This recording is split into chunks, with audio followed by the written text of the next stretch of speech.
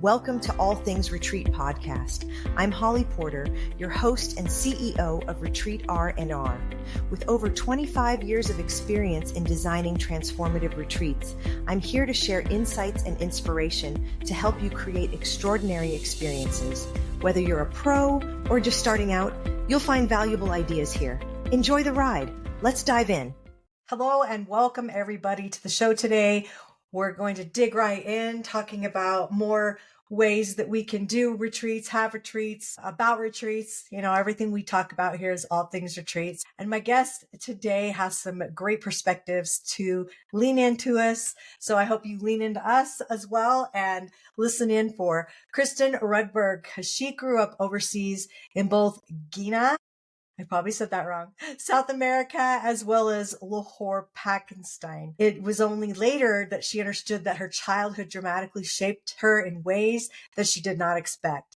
They even have a wiki entry for kids like Kirsten, a third culture kids. So I want to talk about that. And let me tell you, she fits it to a T. Kirsten lives in an enchanted life, and besides for being a creative and author, she also has animated series on YouTube called Murder of Two, about two crows who sit on a line and observe humanity, as well as multiple other projects that she's working on right now. So welcome to the show, Kirsten. Oh my gosh, Holly, thank you. I'm so excited to be here. Well, we're excited to have you. Tell me the name I butchered, where you grew up. Oh, yeah, Guyana, South America, and then Lahore, Pakistan. Okay. Yeah. Yeah, they're not We'll like clarify normal names. those. I love the intriguing part about the birds. You gotta tell that story. Oh, the Murder of Two podcast or Murder of Two Yeah. animated series? Yeah. Well, I am a creative person and I have been since I was a kid, but my childhood was not a happy one. It was really challenging. I had to pack away a lot of what kids normally do. And so it wasn't until later when I started getting my master's of divinity, and they did a whole psychological profile of 700 questions to me, and I answered it. And the gentleman with all my results came back and said, "Hey, guess what? Your first thing that you are is artist." And I thought, are you joking? No way. It can't be that, because what artist is a bad word. It was a bad word in my family. You can't make a living. You can't, do anything with your life. And so it was just a revelation, but even that just broke something open in me, and it kind of gave me permission to go ahead with all these ideas I'd had for years, but had been stamping down.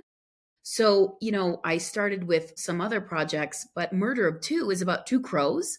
They sit on a line, they observe humanity and comment on it. It's a dark comedy. Each one is 2 to 3 minutes long.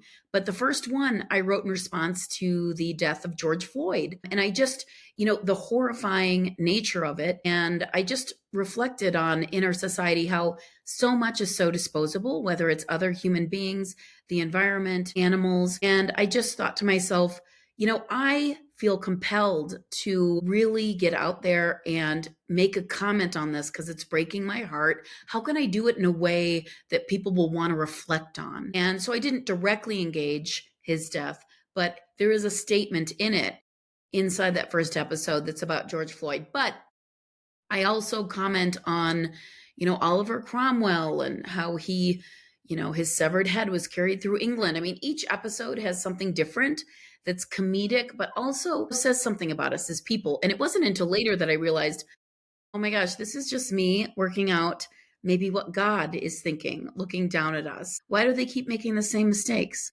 That is a great question, and I'm still trying to figure that out. Yeah. Well, when you said 700 questions, wow, that's to me a major personality profiling. I mean, you can learn a lot about yourself if you answered 700 questions. I think that's pretty cool. I'd love to know, have a copy of those. Like, that would be really, do you remember what it was at all? Well, I can actually find out for you, and I'll send it to you. Yeah. I know one of them was the Myers-Briggs test. Yes. And really what, the school wanted to know, what's your personality? How do you engage with so many things? But are you in the right program? And so he came back and said, "You're actually in the wrong program. I was getting a master's of divinity." He said, "You should, based on these, be getting a master's of theology," which is a more philosophical way to engage. But I just absolutely knew no, that's not the path. I'm supposed to get an MDiv. And I said, "Thank you for your, what you've said. I'm grateful, but I'm on the right path and I've chosen the correct one." I don't know why, but the universe, God, spirit is just my heart. My heart is saying no, Master of Divinity. And you still think you made the right decision? Absolutely. I mean, I just actually went to a homecoming game at University of Illinois Champaign-Urbana a few years ago and met up with a bunch of girlfriends. Now, I am older, okay? So it was a long time ago that I went to college. And all these girls looked at me and they were like, so in school, no one could say my first name, which is Kirsten. Everyone could say my last name, Rudd. So on campus, I was known as Rudd. So certain people still call me Rudd. So they all came up to me and they said, "Rudd, I mean, you were the last person that I would have thought will get a master. Like, how did this even happen?" And it's so difficult because I was known as a little bit of a wild child in college. It was the first time I'd had any freedom. And I'd grown up in a house that was so stressful and intense. It was the first time that I was allowed to kind of figure out who I was. And so, they were just completely flabbergasted that I got a Master's of Divinity. And I said, "It's a really hard thing to explain to you. And I think I'm still figuring it out." So yeah, I'm still a little wild, just not like college wild. Well, we all have our wild times, right? I got married so young. I didn't get to have my wild time until probably between my first divorce. Then I like let it loose. And it was like 6 months, maybe or less. It's just like whatever. This isn't as fun. I'd rather be a mom. So Right. Right. funny. But I love that you listened. So what I heard you say is that you did this 700 question thing. They shared where you should go, what you should be doing, right? All the shoulds. And you stood your ground and said, "No, I'm in the right place. I know." You listen to your intuition, you listen to your gut.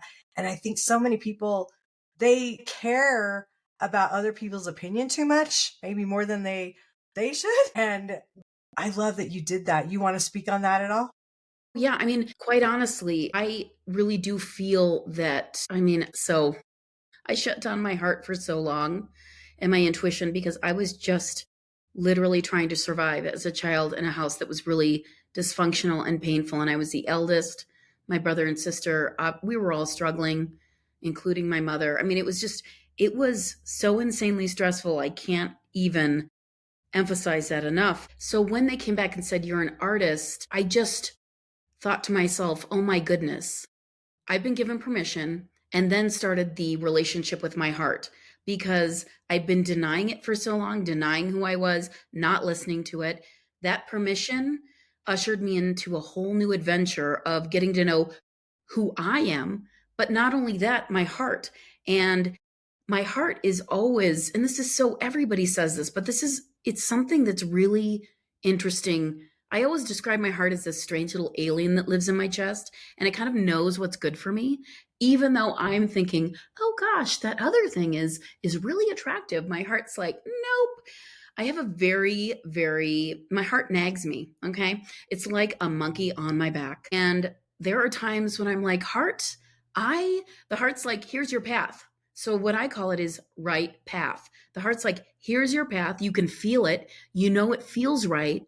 But then I'm distracted over here by this shiny thing. I'm like, "Oh, look, a chicken." But then my heart's like, "No, if you want to live a true life, a life that is filled with integrity, one in which you can be of service to others, you need to show up for these certain things, events in your life. You need to show up. You need to be in your integrity. You need to be intentional. No ego, no ego. My part in this life is to step up for others, help them find their dreams, whether it's me giving them a pep talk or me introducing them to someone who's going to help them achieve their goal. I'm just here to be a steward, to usher people into the dreams and to make this world a more beautiful place. And I kind of love it. It's my way of being of service. Yeah. No, I love that. I think that's amazing. So I would say, yeah, that's definitely a superpower that you have. But Also, how did you discover creativity was one of those for you? Oh gosh, are you kidding? I mean, again, like a nag, my creativity, those ideas. So it's really funny. You have to know that just recently, I took care of my mother for 6 months and then came back to Santa Fe, New Mexico, and cleaning out my storage unit, discovered my mother's journal from when up to when I was 3 years old.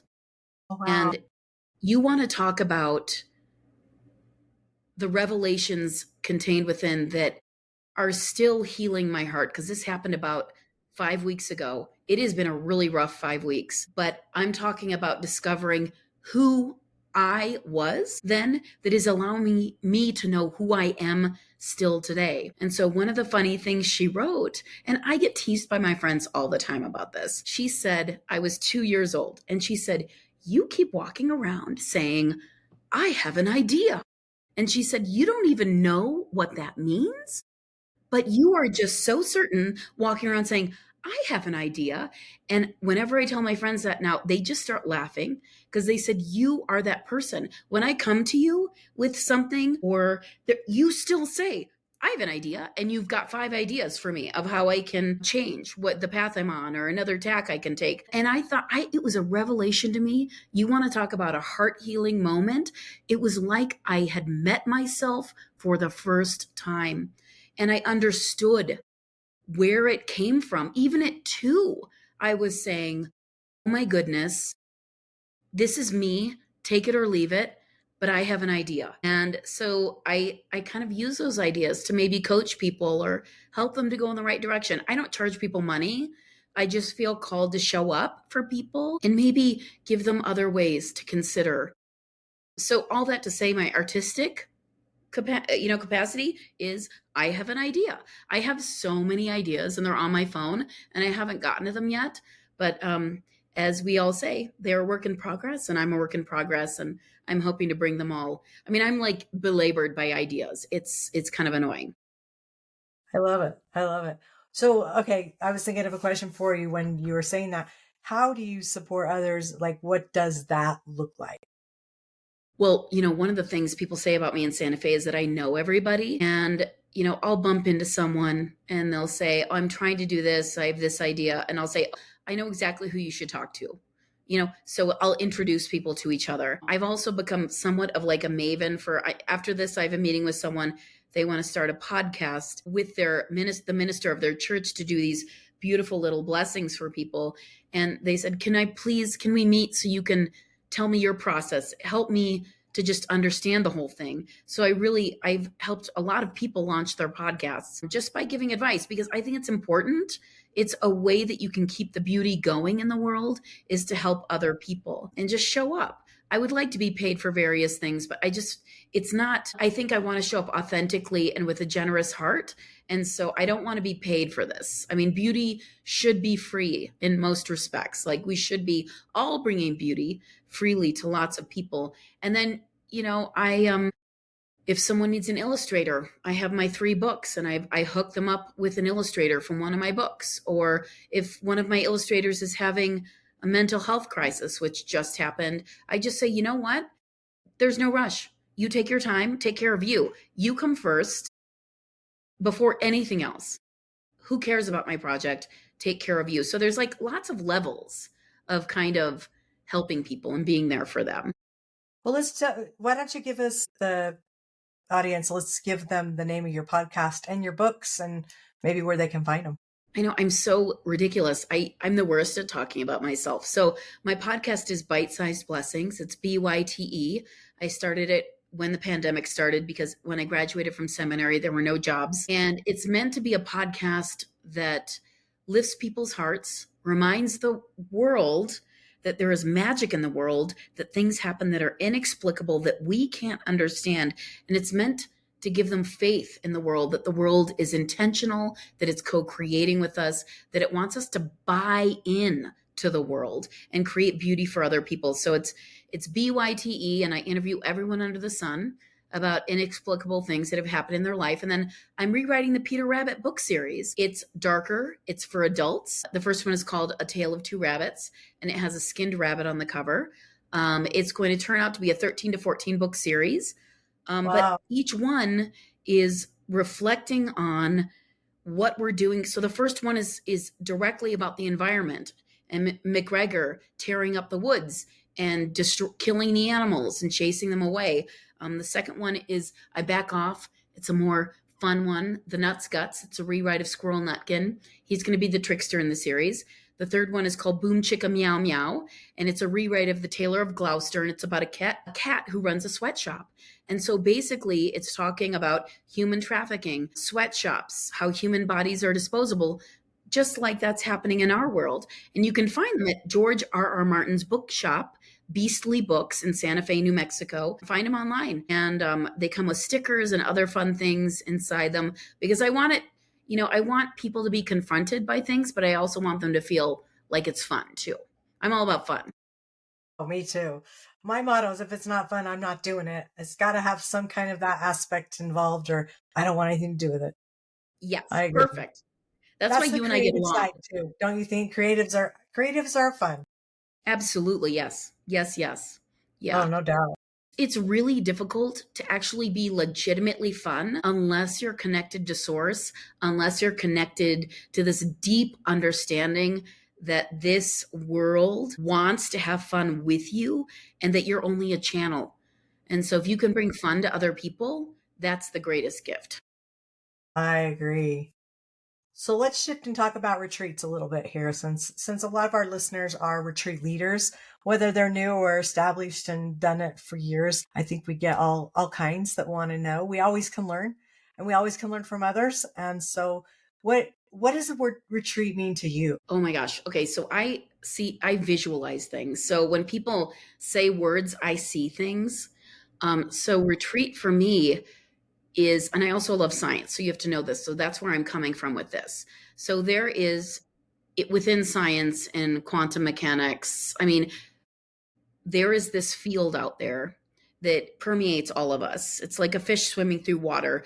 The fish don't know the water is there. It's just what is. We walk through this field every day. They're still trying to figure out what it is. There's the Higgs field and then there's the Planck field. And that field to me is all possibility. I mean, it's where things emanate from. It's where an idea might start to percolate and come out of. And so retreat for me means stepping back from the world, providing a space where that field of possibility is more readily accessed and you can hear what the universe wants from you or wants you to build or wants you to create, but you need the stillness and to step back from the world so that you can create the quiet space in your heart so your heart can connect with that's out there that's still forming. I have a really direct connection to that field just because I've been doing this for years. And so I describe it as a nag. Everything in my life is a nag because I'd rather just sit on the couch and eat chocolates. But I know if I want to live an authentic life, I need to show up and at the end of my life, know that I have shown up for others, for myself, and that that field of possibility is out there and it wants to communicate with us. But we need the stillness of the retreat, of the quietness of that space to actually hear what is being asked of us. So many creatives are all over the place in their thinking, including myself. What kind of tips could you give even a retreat leader that's doing their retreat? A lot of them are creatives and a lot of them we're all shiny object people in this world. It seems like, I shouldn't say all, that's not all. And what would you say would be a practice maybe to get you into that space, especially if let's talk about the retreat leader. If you're the leader of a group and you tend to be that creative and that shiny object squirrel moment person, like what would you suggest getting them into that headspace? Well, as we discussed, I'm all about FUN, fun, fun, fun. And I think in our lives as adults, we're called to be this and that and the other. We're called to be grown up, quote unquote, grown up, toe the line, pay your bills on time. A lot of us have forgotten what it's like to inhabit that childlike spirit, to be playful, to get us out of ourselves. And so for me, it would be anything from handing out coloring books and saying, color something, to getting them in front of a piano and saying, let's create a song together and sing it and make it as silly and funny. Anything that will encourage laughter, joy, engender communion and belonging, and remind people that it's okay to have fun. I think a lot of people think retreats are for silence and stillness. Yes, there's that part, but there needs to be a whole lot more laughter in this world and a lot more play. And adults need to remember the play part. So anything, you could play the telephone game, that we used to play as a kid, anything like that to get them out of their minds and get them into the place of positive creativity and being silly. 2 thumbs up from me. I like that. Yeah, put you in a good space. Yeah, very good words. Well, do you have anything that is on your heart you would like to leave the listeners as we close this up? Oh gosh, well, it's something that I'm trying to remind myself is don't take myself too seriously. I mean, I'm endlessly trying to think of all the projects I need to do and everything else that needs to get done. I'm missing what's going on in the beautiful world outside. So go outside and listen to the birds in the morning. Go and talk to a lizard that's hanging on a wall. Or just remember that the wind in the trees is beautiful. We need to step back and remember those things because before we know it, our lives are going to be, they're going to be disappearing. And I really think that the beauty is the one thing that we take with us. And so you need to gobble up as much of that as you can. Wise words. I love that. Well, thanks, Kirsten. I really appreciate you coming on and sharing some wisdom with our listeners. And I think that you have a great heart and such service to others that you give. So I really appreciate that. And if you will get me your links to your podcast and your other, then we'll make sure we get those in the show notes for our listeners too, so they can get a hold of you and contact you if that works. So if you're looking of course, to go further with Kirsten, then know you'll see them there. And until next time, everyone, thanks for showing up and listening. And I hope you got some great nuggets out of this show. We'll see you next time. Bye for now. Thinking about hosting a retreat? Before you dive in, let's make sure you're really ready. Grab your free Are You Retreat Ready checklist and find out if you've got everything in place from your purpose and pricing to your audience and agenda. Don't guess. Get clear. This quick checklist will show you exactly where you stand and what you need to make your retreat a success. Click the link below in the show notes to grab your gift and take the first step toward hosting with confidence. Thanks for joining us on this episode of All Things Retreat.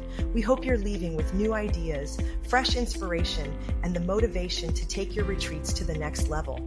Don't forget to subscribe and leave us a review.